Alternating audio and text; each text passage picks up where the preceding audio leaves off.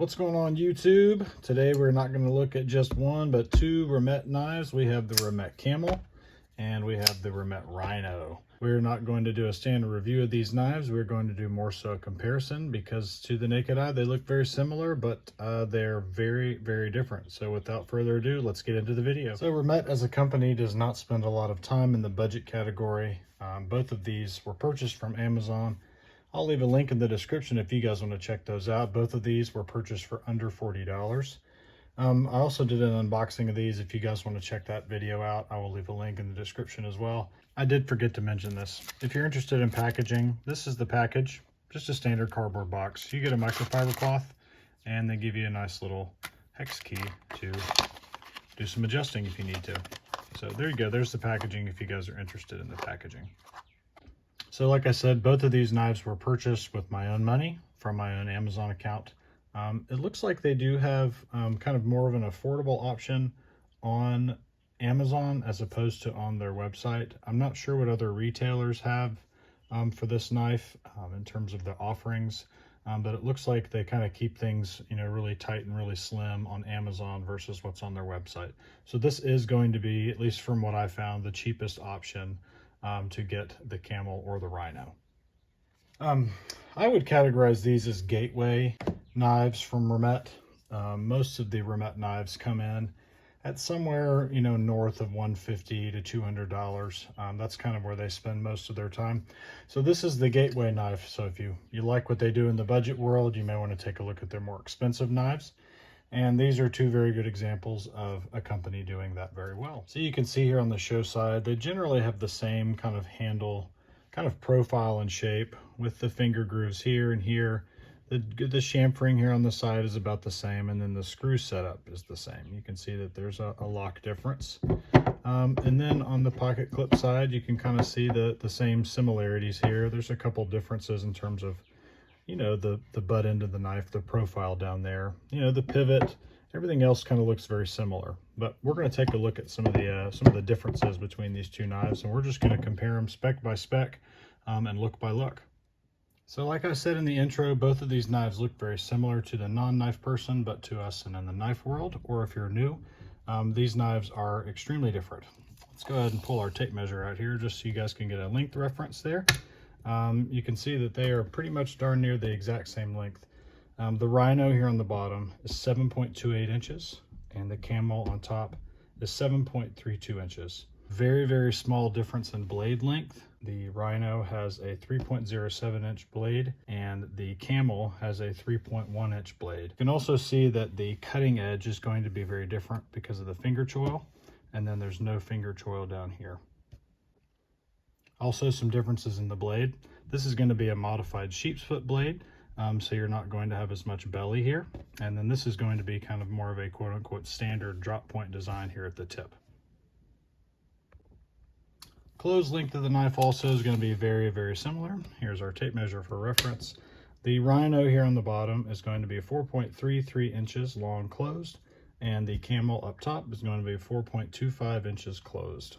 Blade stock thickness is also extremely similar, but when we're talking about metal, you know, 0.1 or 0.2 is a large difference.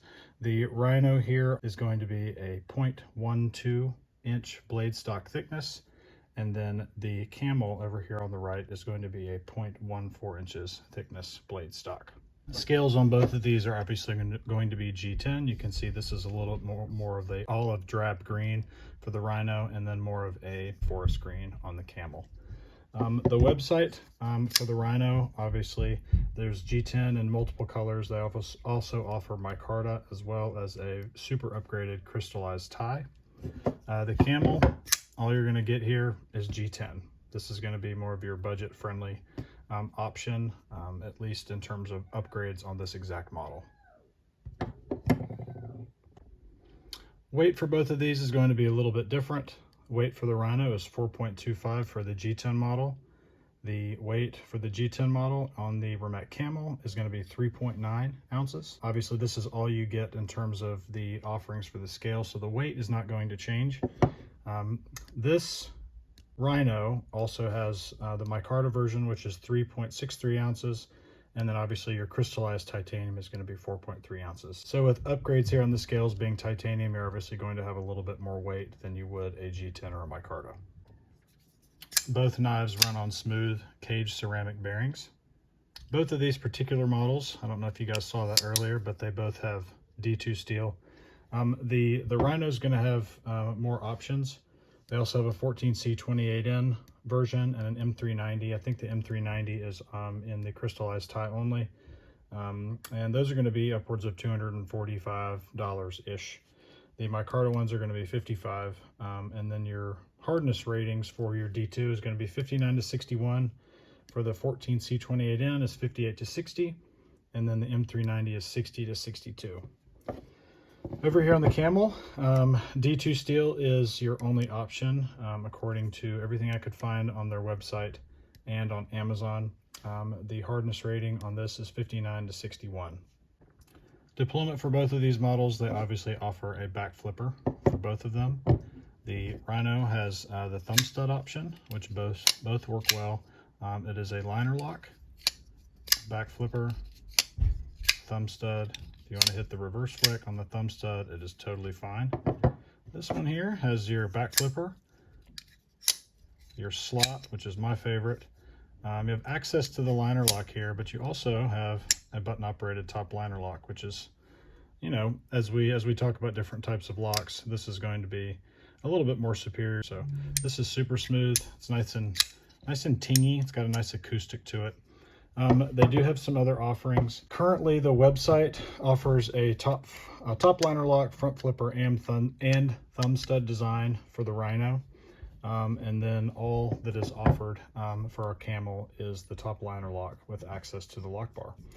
So, you know, one option here in terms of different deployments. This one here is going to have your front flipper, top liner lock, thumb studs, and a back flipper. Just all different variations depending on how you like to deploy the knife.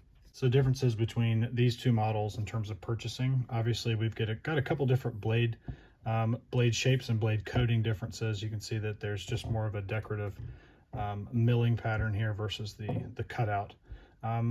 You're going to have a lot more options with the Rhino than the Camel. So if you end up really loving this budget model, there's a lot of different models in terms of handle materials and then even steel types. Your Camel, you're really just going to stay in this kind of $40 range. You know, all they do is offer a different blade finish and a different scale color. So you're kind of limited here. You've got a lot more options with the Rhino. The Rhino has a different feel in terms of it being just a little bit more aggressive. You know, you've got this just aggressive milling pattern up here, aggressive here. The jimping, honestly, is pretty useless. It's more so aesthetics. This does have a finger spot. I wouldn't say that this is a choil at all. It is a little bit awkward to get your thumb here and your finger here if you do want to use this area. I do have, you know, medium-sized hands. I've got like a 7-inch wrist for those of you that know your wrist size. I do find that this is going to be, for me, a lot more useful. The jimping's in a better spot. It's a little bit more aggressive. It's a little bit smooth, but you've got this finger choil here. So your hand kind of locks in a little bit better. Handle shape is going to be the exact same size and shape.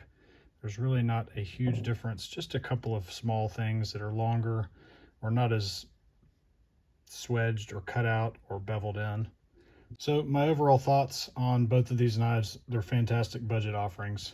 If you want a little bit more in terms of upgrading, this is going to be your best bet. If you want just a fantastic budget offering that is not going to break the bank and you're going to love and you're going to use, and it's a fantastic EDC size, I would definitely go with the Rhino Camel. It's just got a little bit more, I would say a little bit more refinement for a budget knife than this does. If you want upgrades, this is the way to go. If you want a good budget knife, I'd stick with this one. Drop your thoughts in the comments, guys. I appreciate the time. I'm really enjoying doing these longer videos. Hopefully I'm getting better at it so you guys can enjoy them a little bit longer. Appreciate the time. Y'all have a great day. God bless.